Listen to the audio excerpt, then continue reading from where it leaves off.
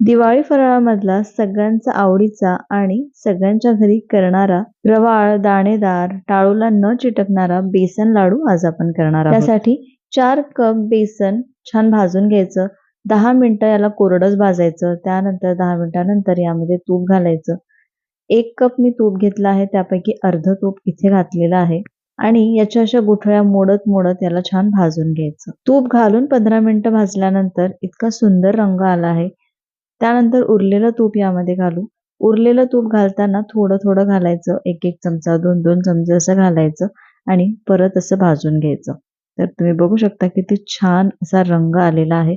अगदी बिस्किटासारखा रंग असतो ना, तसा आला आहे. शेवटी 2-3 टेबलस्पून इतकं तूप घातलं आणि जे आपण 1 कप तूप घेतलं होतं ना, त्यापैकीच आहे आणि 1 कप तुपापैकी 1 ते 2 टेबलस्पून तूप माझं उरलं होतं.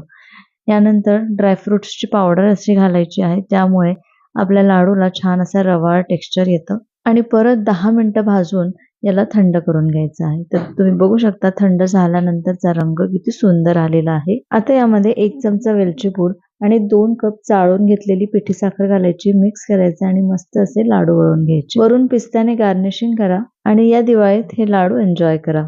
हॅपी दिवाळी!